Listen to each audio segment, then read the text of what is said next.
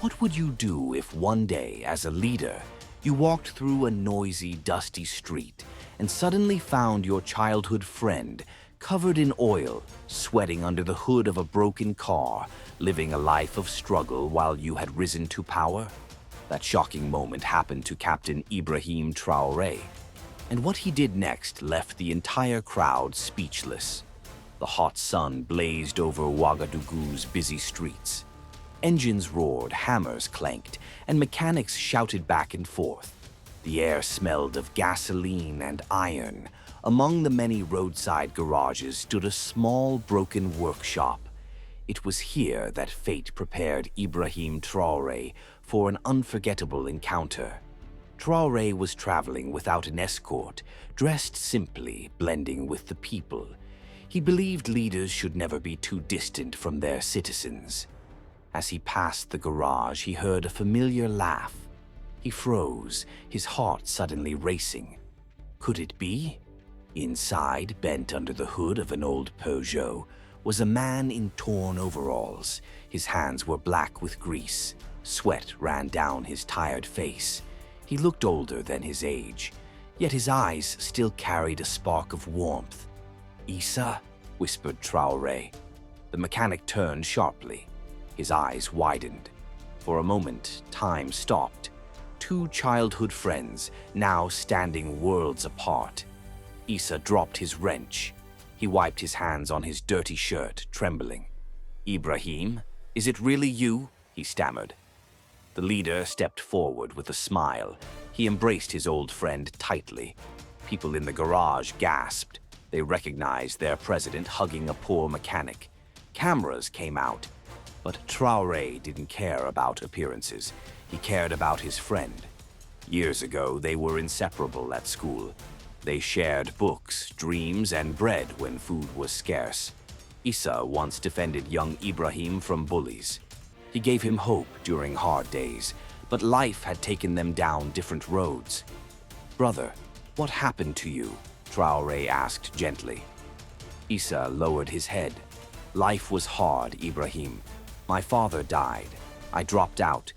I worked in garages since then. This is all I have." His voice cracked. The crowd fell silent. Ibrahim's eyes filled with tears. He remembered the boy who once shared his last piece of bread. Now that same boy was fighting poverty in the dust. "You should not be here, Issa," he said firmly. "Your hands are worthy of more than fixing broken engines alone." Issa shook his head. "This is my fate. Not everyone becomes a captain, my brother." But Traoré held his shoulders. "Number fate can change." His voice was filled with unshakable resolve. He turned to the crowd. "This man," he declared, "is not just a mechanic. He is my brother, my friend, and a son of this nation." Murmurs rose. Cameras flashed. Everyone leaned closer. "He stood by me when I had nothing. Today I stand by him." Traoré reached into his jacket. He pulled out a folded paper. It was an official decree he had prepared for another project. Right there, he signed it again with his pen.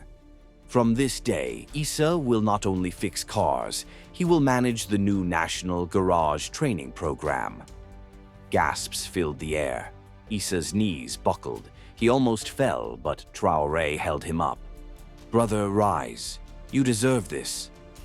Issa's eyes overflowed with tears. "Why me?" "There are many others." Ibrahim smiled. "Because once, when I had no shoes, you carried me home on your back. Now it is my turn to carry you." Silence turned into applause. Mechanics dropped their tools. Strangers cheered. Men shouted praises. Women ululated with joy. The street became a festival. Reporters rushed to capture the scene. The story spread across Burkina Faso. "The president who remembered his friend," the headlines read. People shared it with pride. Children repeated it in schools. But for Traoré, it wasn't about headlines. It was about loyalty. It was about never forgetting the hands that once lifted him when he was weak. It was about proving that friendship is more powerful than status, that humanity comes before titles. Later that night, Isa sat in the palace for dinner.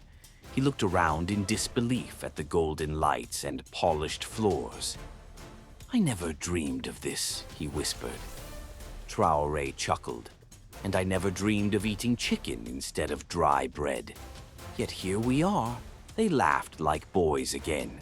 For one evening, power and poverty vanished. They were just Ibrahim and Isa.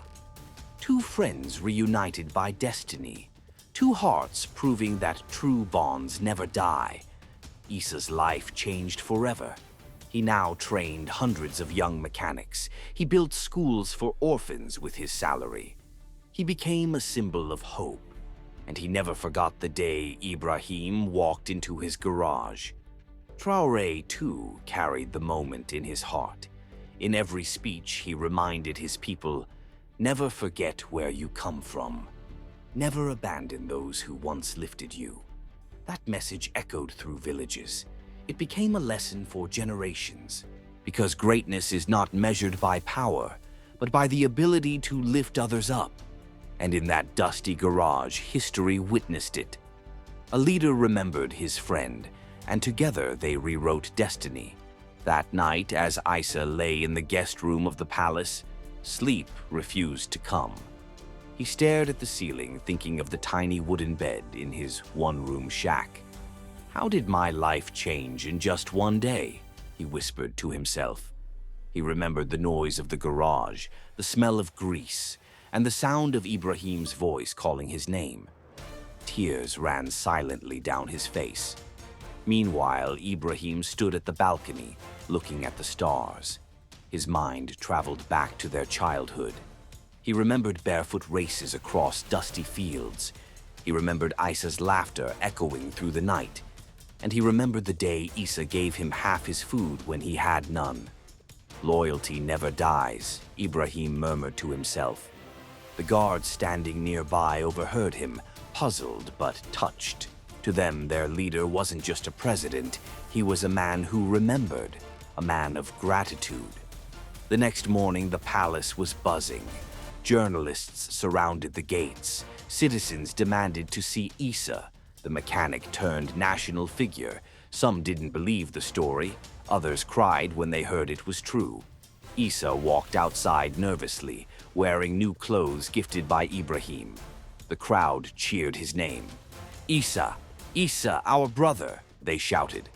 He looked overwhelmed. "I am just a mechanic," he said softly. Ibrahim stepped beside him. "No," he declared loudly. "You are proof that no one is forgotten in this nation." The people roared with approval. They lifted Isa on their shoulders. From the palace steps, women ululated again. Children waved flags in joy. Old men wiped tears from their eyes. Hope filled the air like music. It felt as though the entire nation had found a lost brother. But Isa still felt uneasy. That night he approached Ibrahim privately. "Brother, are you sure about this? What if people say you chose me only because of our past?" Ibrahim placed a hand on his shoulder. "Let them say what they want. The truth is, I chose you because I know your heart." Isa lowered his head. "I never imagined being here. I thought my destiny was grease and iron." "Destiny," Ibrahim replied, "is written by those who dare to believe again."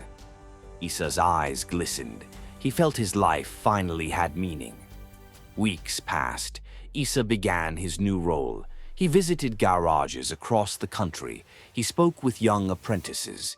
He told them, "I was once like you. But with knowledge and hope, you can rise too." His story inspired hundreds. Poor boys who thought they would remain mechanics forever now dreamed bigger. Some aimed to become engineers. Others wanted to open their own workshops. Everywhere Isa went, hearts lit with hope. One day, he returned to the small garage where Ibrahim first found him. The workers there were stunned to see him again. "Master Isa, you've returned," they exclaimed. Isa smiled humbly. "I will never forget where I came from." He donated new tools, uniforms, and safety equipment to the mechanics. He told them, "Your work has dignity. Never look down on yourselves." The young men clapped their hands in pride. They felt honored, not ashamed. For once, mechanics stood tall in the eyes of the nation. Meanwhile, Ibrahim watched Issa's progress with quiet pride. He often said in his speeches, "Leadership is not about palaces. It's about lifting the forgotten."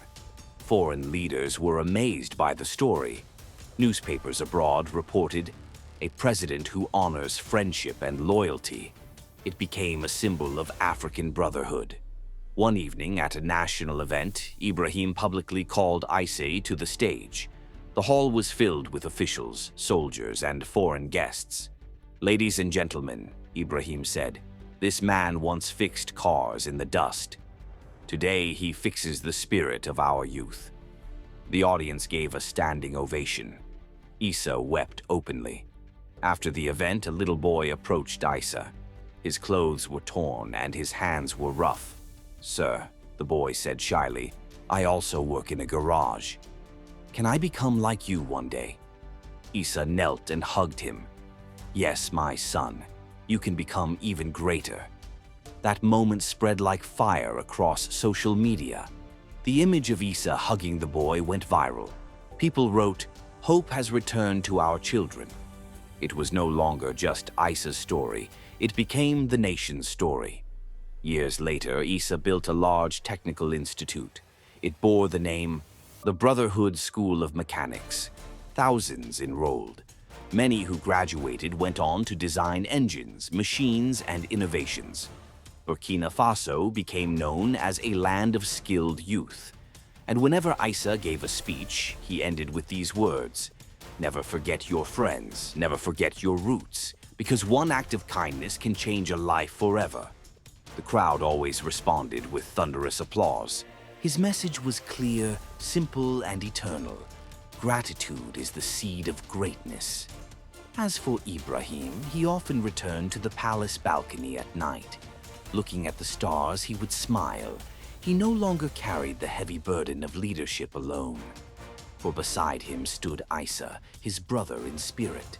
And together, they carried the hopes of a nation. The story of Ibrahim and Issa was told in classrooms. Teachers used it as a lesson on friendship. Elders used it to remind children of loyalty. Mothers used it to teach sons humility. It became a legend. But for the two men, it was not a legend. It was simply life. A bond written not by power or wealth, but by love. A bond that survived poverty, time, and destiny. And in the end, that bond changed a nation forever.